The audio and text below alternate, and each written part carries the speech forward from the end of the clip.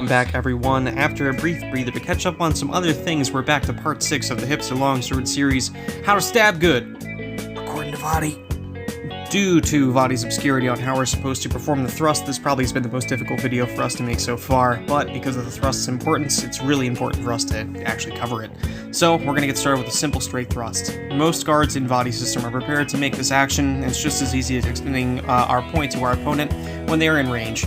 We can use this action to threaten our opponent, make stop thrusts, and force a bind to play it with a spada.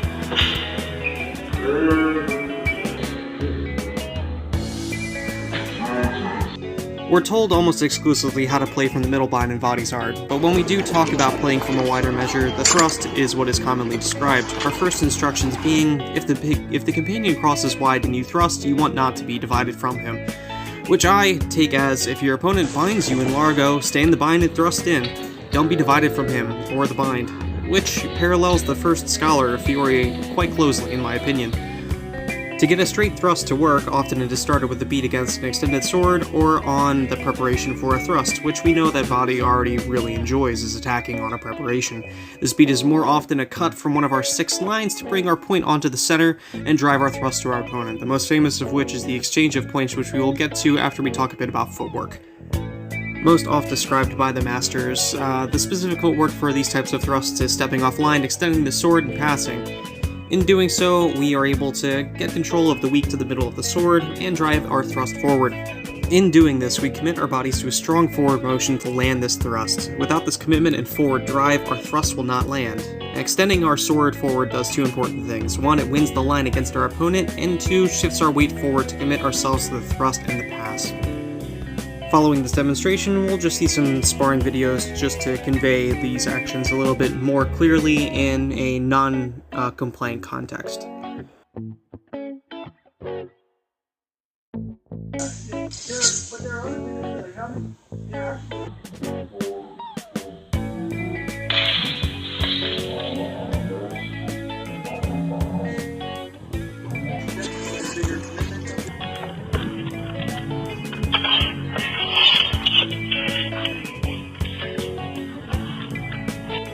There'll even be times where you don't need a clearing action to take the center. We can just simply press our sword forward and do our pass into the thrust. But we must be aware keenly of where our opponent's sword is so that we can make a bind to cover ourselves to thrust cleanly.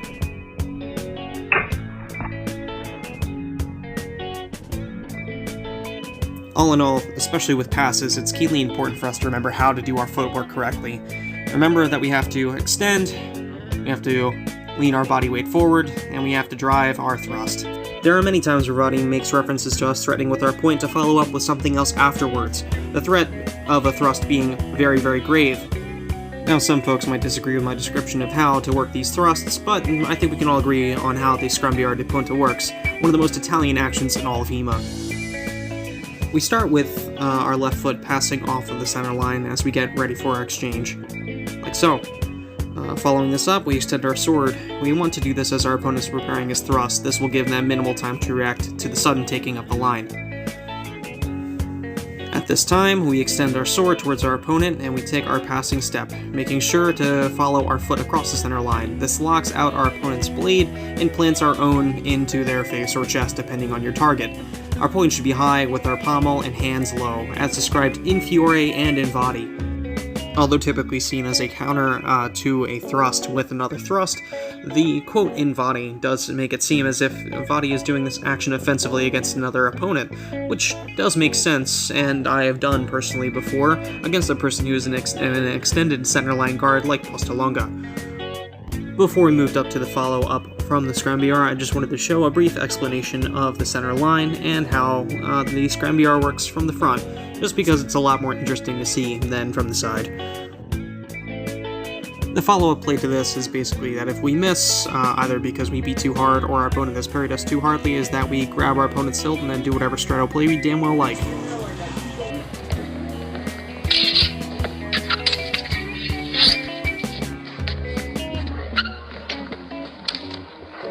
There it is, that a boy.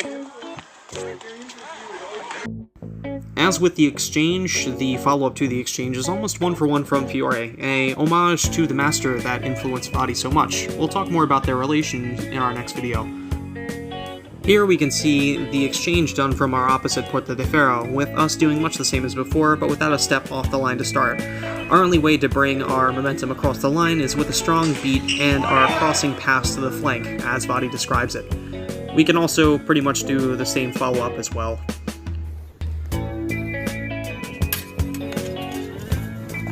While we can do an exchange from one of the left-sided guards, it's not necessarily as strong as if we were to do it on our dominant side. This type of action on this side will probably lend itself more to rotare, although if you were to change into posta sagittaria, you will be able to thrust in, as long as you have the forward momentum and the angle. This type of thrust can be best described as us transitioning from one guard to the next, with a cut or a beat in between for us to move into one of our extended guards. This might be a bit of a controversial take, as it could be seen as KDF-style winding, but given Vadi's propensity for threatening with the point and the guards he's given us, along with us talking about playing in the bind as much as we do, I think it's firmly in Vadi's toolbox. Now that we have a good bit down on how we are actually supposed to thrust, we will talk about how we are not supposed to thrust, or when we are not supposed to thrust, as this next bit of the video will cover Vadi basically shit-talking thrusting. The first thing Vadi tells us to not do with the thrust is use it to fight multiple opponents. He says that we should only employ the cut when fighting multiple opponents. My presumption is that when you're fighting unarmored with the longsword, the cut will more readily defend you since you're able to do it more quickly. With the thrust, when you stab somebody, you have to take the time to withdraw the sword, and that's enough time for an opponent to hit you in the back of the fucking head. Another thing Vadi says about the thrust is that we should probably follow up with a fendente if we do have our thrust get knocked out of the way, and that we should never follow up with a rota. One for reasons stated by Vadi, the other due to my own thoughts. The rota from a thrust could probably be a really slow attack, allowing you to get hit in the head, the other being that it is easily parried with a fendente, as Vadi tells us.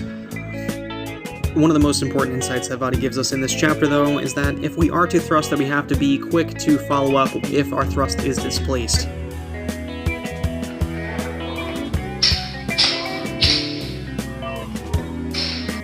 Vadi gives us this scenario where the cuts are talking to the thrusts and how the cuts can easily knock the thrust out of the way, and he also tells us how that if we do land our thrusts, if we do not quickly withdraw, we will get smashed in the head, basically. Not as bad of a shit talk of the thrusts as you probably thought, but a shit talking nonetheless.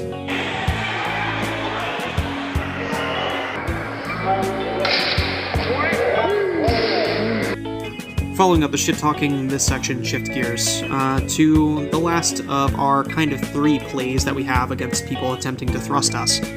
Just from reading forward in the chapter, we can presume that this is against a person attempting to thrust us in a low guard.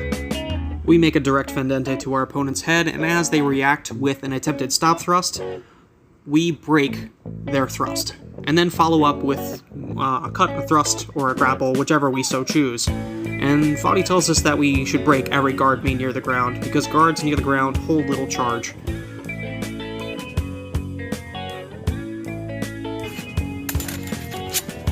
It's gonna wrap it up for us on the thrusts, friends. This is probably the most difficult one for me thus far, just due to how sparse our directions on how to thrust is in Vadi. Hopefully I was able to get these general concepts to you decently enough, and I know that there's more, but we'll go over those when we start to talk about more specific and advanced actions in the text. That being said, my name is Kemp-Cowell, this is the Sinestra channel, and I'll see you guys next time. Thanks!